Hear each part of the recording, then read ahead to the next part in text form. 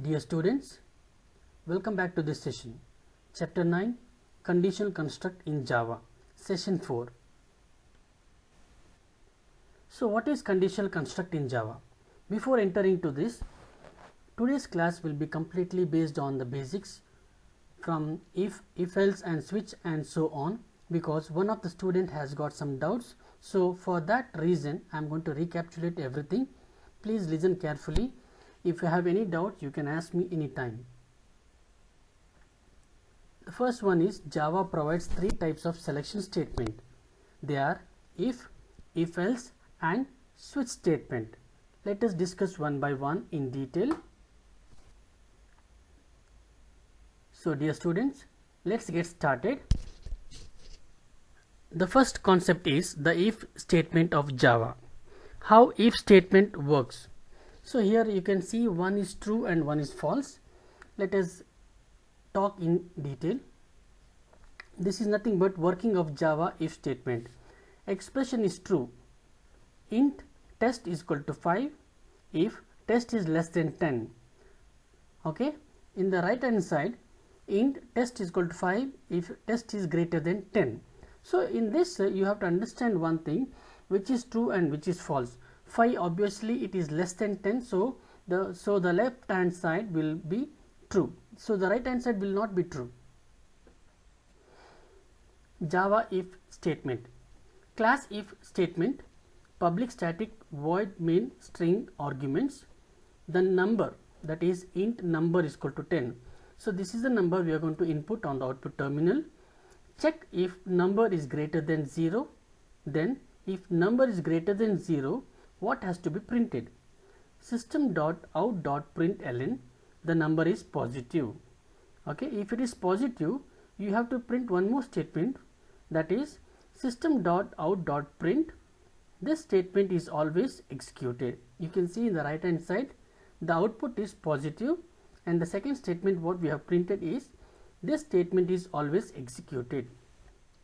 The next one is the if else statement of Java.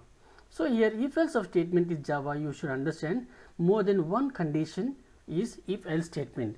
If is a single statement or if is a single condition, whereas if else is a more than one condition. How if else statement works? Here also you can see in the left hand side expression is true and expression is false. Let us discuss in detail. Int test is less than 5. Okay, test is less than 5 if test is less than 10 or if test is less than 10. So here this will hold true. If this is not the case, then else one more block, the third block will be executed. Whereas in the right hand side the same story goes on. Expression is false, the test is 5, that is the value is 5 and test is the variable and int is the data type. If test is greater than 10, the body will execute, else the body will not execute. It means that if the test is greater than 10, then the first condition is true. If it is true, then else the second condition should be true. So the condition is working of Java if else statement. Let us move to the next slide. Java if else statement. Now let us discuss within program. Okay, if else, in the previous one we had discussed about only if. Now we have added else also, so the concept is Java if else statement.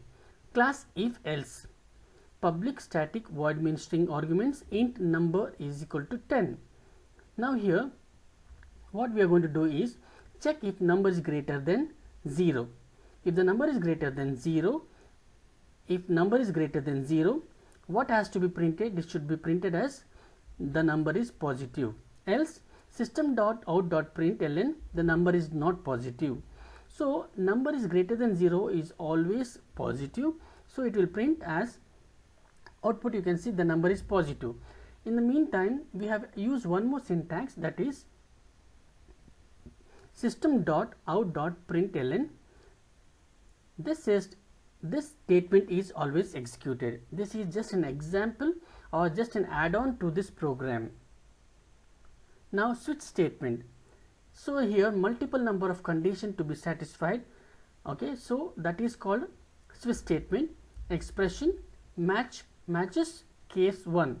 So if the case 1 is matches, then code block 1 should be printed, else match 2 or match case 2, then second code should be printed, matches case 3, third block should be printed, and it goes on. And at the end, the case which you are not represented in the program, which you have inputted in the program, then it should be shown as default code. Let us discuss with an example now. Class main, public static void main string arguments, int week is equal to 4. Remember students, week is equal to 4, string day. So switch statement to check days, switch week. If I press 1, that is case 1, I should get the output as Sunday. Break is used for terminating the condition between two cases. Case 2, days is equal to Monday, break. Case 3, days is equal to Tuesday, break. Again, case 4, days is equal to Wednesday, break. Case 5, days is equal to Thursday, break. Case 6, day is equal to Friday, break. Case 7, day is equal to Saturday, break. What in case the other number if you input? If you input any other number apart from 1 to 7, then it should show you the answer as invalid days. Here each case what I told is days, it is day instead of days. So at the end what has to be printed? So system.out.println, the day is in double quotes, so it is in double quotes, so it is a statement as it is, it will be printed, plus they will invoke each cases, either Sunday, Monday, Tuesday, Wednesday, Thursday, Friday, Saturday, and check whether the condition is satisfying or not, or if it is not satisfying, it should be a default one, invalid days. You can see the output here, the day is Wednesday, because int week is equal to 4, so 4 comes under Wednesday.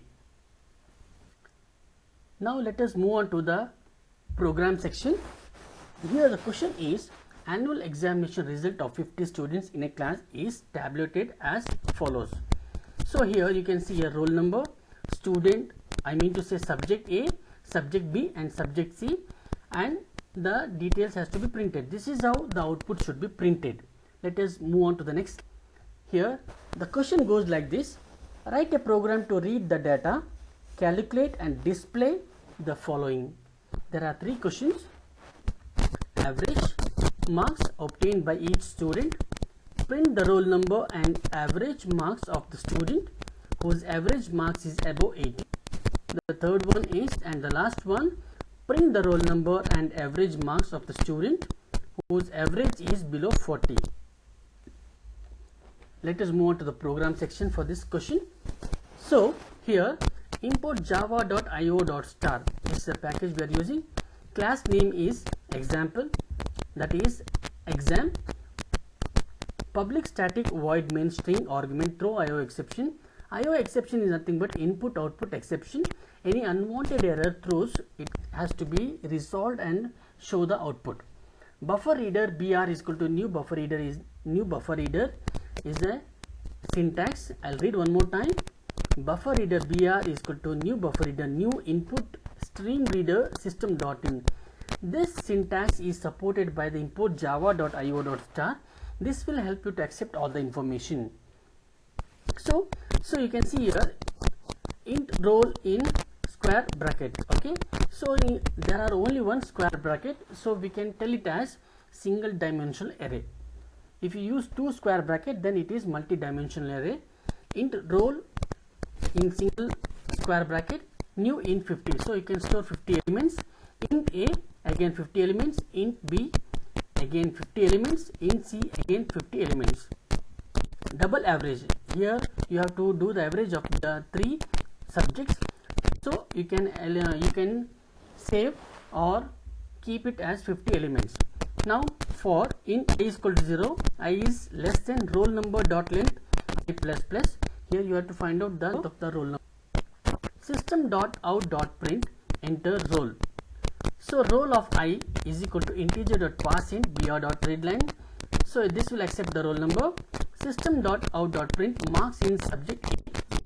This will accept what A of I is equal to integer dot pass in br dot read line. This will accept the marks of subject A.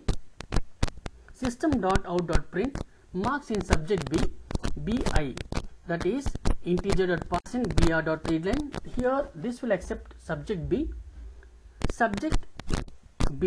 and then followed by that system.out.print marks in subject C. So to accept that, C of I integer dot pass in br dot read line. So we have three subjects, so we have to divide to get the average. Average of I is equal to A of I plus B of I plus C of I divided by 3. So this will give you the average of 3 marks. System.out.println average marks obtained by each student. So the for loop goes like this. For int I is equal to 0, I is less than average dot length I plus plus. So you can find out the average of the length. System.out.print average of I plus backslash t. Here you should understand one thing, dear students. Backslash t is nothing but an escape sequence. Here it will help you to give a tab or give a space for each words. System.out.println those scoring above 80. So for I is equal to 0, I is less than average dot length I plus plus. If average of A of I is greater than 80, then what it has to print? System.out.print roll plus roll of I in single double quotes, average of I and space. And the last one, system.out.print roll plus roll of I and again double quotes for colon, average of I again backslash t. System.out.println okay, those scoring below 40. What about students scoring below 40? There is a for loop statement there. For int I is equal to 0, I is less than average dot length I plus plus. If average of I is less than 40, then what it has to be printed? System.out.print roll plus roll of I again colon in double quotes, average of I and escape sequence. At last we have to print the statement, that is system.out.println. So this is about the students roll number, students marks scored out of 3 subjects and the average. Thank you so much, dear students. Hope you have understood. Any queries you can contact me in person. Bye for now.